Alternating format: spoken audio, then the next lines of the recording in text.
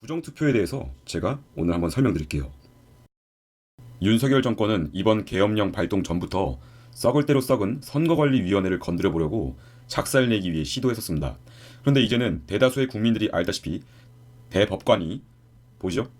선거관리위원회 위원장을 겸직하고 있기 때문에 사법부 내의 부정선거 카르텔과 맞서는 게 쉽지가 않았죠. 빼도 박도 못하는 증거가 있는데도 대법원 판결에서 판사가 거부하거나 서버 터는 것을 막아왔었습니다.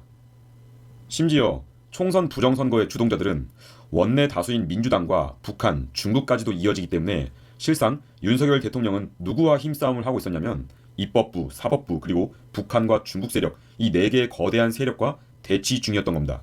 그래서 증거가 있음에도 불구하고 싸움 자체가 힘든 상황이었던 것이죠. 민주당 측은 현재 윤석열 대통령의 모든 손발을 잘라버린 상태에서 선거관리위원회의 부정부패를 안간힘을 쓰고 감추려고 하는 겁니다. 때문에 윤석열 대통령은 대통령 최고 권한 중 하나인 계엄령을 발동시킨 것이죠.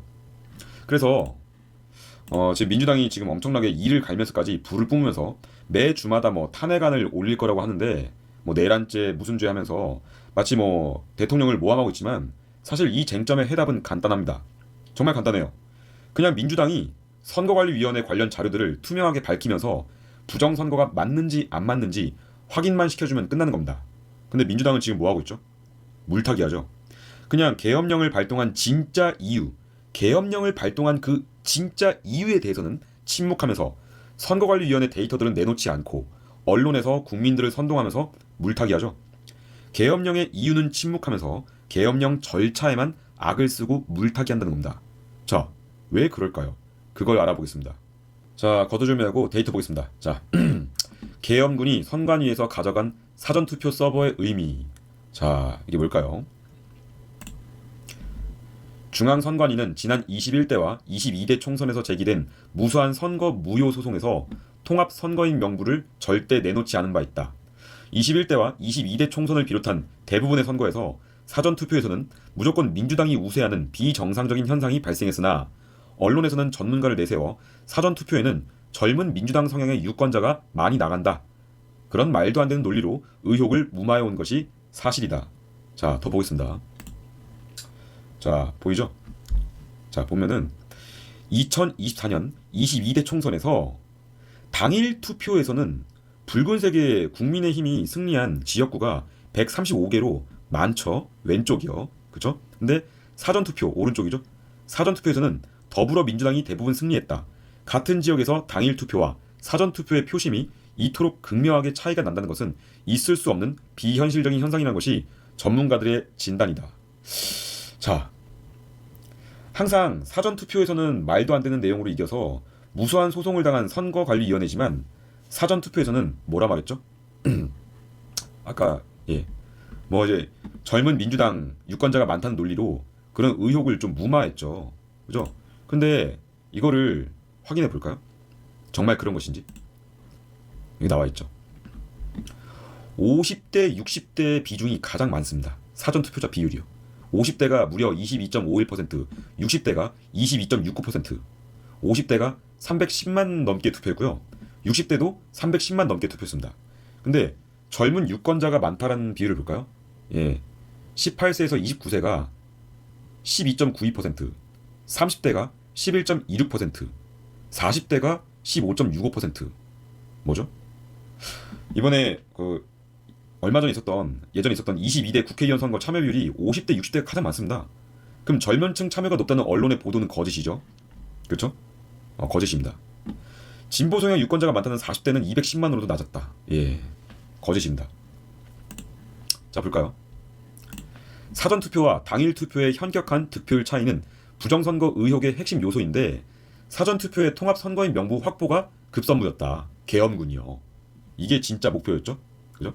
통합선거인 명부와 실제 투표자 명단을 서로 대조하는 과정에서 부정선거의 실마리가 나올 수 있으니까요. 만약에 통합선거인 명부에 이미 죽은 사람이나 현존하지 않는 사람이 등재되어 있는 경우 문제가 될 수 있죠. 그리고 중복투표 의혹도 통합선거인 명부를 보면 확인 가능할 수 있다는 지적도 나온다. 이겁니다. 이거.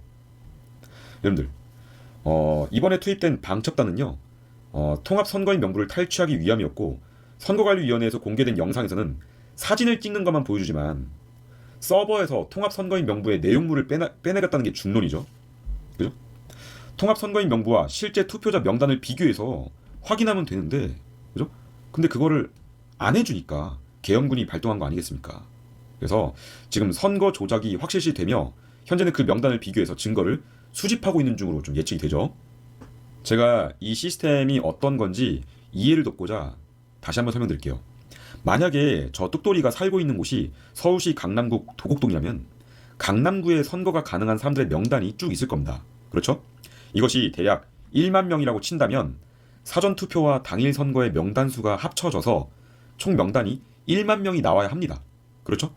물론 이 중에서는 뭐 선거를 안 하는 사람도 있을 텐데 어찌되었든 맥시멈 1만 명이죠. 그 이상 나오는 것은 말도 안 됩니다. 그렇죠? 그런데 어찌된 상황인 건지 사전투표 명단이랑 당일 선거 명단을 합쳐봤더니 총 1만 5천 표가 나오는 겁니다. 그래서 윤석열 정권은 대법원 측에 물어봅니다. 총 명단이 1만 명인데 추가로 5천 명은 대체 어디서 나온 거냐? 그래서 선거인 명부를 보여달라고 하니까 법원에서는 이것은 개인정보보호법으로 인해서 보여줄 수 없다라고 막은 겁니다. 즉 부정선거가 맞는지 안 맞는지의 증명은 아주 간단한 거예요. 그냥 맥시멈이 예를 들어서 1만 명, 명단이 1만 명인데 추가로 나온 5천 명은 대체 뭐냐? 그래서 원래 선거가 가능한 사람들의 인명을 서로 대조하면 그만입니다.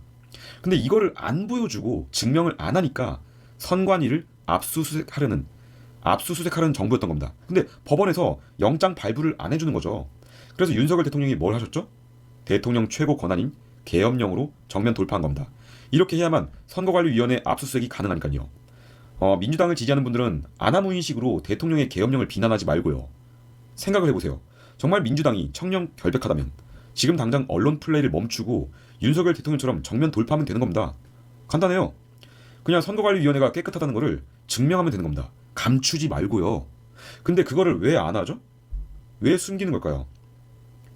저 숨길 게 없다면 그냥 까면 되는 겁니다. 자, 민주당 지지자분들 진짜 이거 계속 모르쇠로 일관할 겁니까? 자, 그리고 이거는 각종 커뮤니티에서 퍼지고 있는 자료인데 이미 뭐 다른 유튜버가 뭐 영상을 올렸거나 아니면 여기저기서 막 정보가 퍼졌을 겁니다. 그래도 제가 좀 늦게나마 다시금 가져와서 전달드릴게요. 좌파든 우파든 상관없습니다. 우리 모두는 대한민국 사람이고요. 대한민국 지켜내고 싶고 살리기 위한 목소리란 거 압니다. 하지만 지금 대한민국에 스며들어 있는 종북 세력과 중국 유학생 그리고 산업 스파이들까지 이런 놈들을 척결하기 위한 영상이니까 진중 있게 확인하길 바랄게요. 지금으로부터 1년 전쯤에 총선 부정선거 이슈가 계속해서 일파만파 커지다 보니까 예전 안기부이자 현재 국정원이 주동해서 선관위 서버에 해킹이 가능한지 테스트해봤습니다. 그래서 해킹을 해보니까 선관위 서버 해킹은 손쉽게 가능했죠. 그래서 부정선거가 가능한지를 알아보니까 국정원의 최종 결론은 부정선거는 언제든지 가능하다였습니다. 국정원이 어딘지 아시죠? 간첩들 잡아내는 기관입니다. 자, 그래서 어느 시점에 부정선거가 가능한가 확인해보니까 먼저 투표할 때 부정개입이 가능하고요. 이후에 개표할 때에도 부정개입이 가능하다고 합니다. 투표할 때와 개표할 때 둘 다 부정이 개입 가능하다면 그야말로 한 나라의 국회의원들을 자신의 입맛대로 골라서 뽑을 수가 있는 것이죠. 여기서 첫 번째 해킹 가능한 곳은 통합선거인명부 시스템 서버입니다. 이 사진은 최근에 계엄령을 통해서 선관위에 진입한 정보사 대령의 사진이죠. 계엄군 중 한 분이죠. 과거 국정원이 해킹한 사진은 아닙니다. 제가 좀 이해를 돕고자 이 사진을 가져온 거예요. 아무튼 이 선거인 명부 시스템에는 우리나라 전체 유권자의 이름, 그리고 지역, 그리고 투표 여부가 기록되어 있는 서버입니다. 자, 그렇다면 투표할 때 해킹은 어떠할까요? 놀랍게도 통합 선거인 명부 시스템의 유권자의 투표 기록을 지우는 것이 가능합니다. 소름 돋죠? 그리고 통합 선거인 명부 시스템에 투표 기록이 없는 유권자가 마치 실제로 투표한 것처럼 기록도 가능합니다.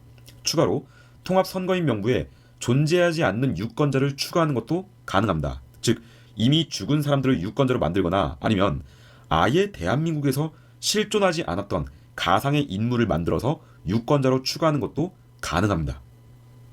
자, 두 번째 해킹은 선관위 내부 시스템 해킹입니다. 자, 선관위 내부 시스템에는 사전투표 용지가 들어가 있죠.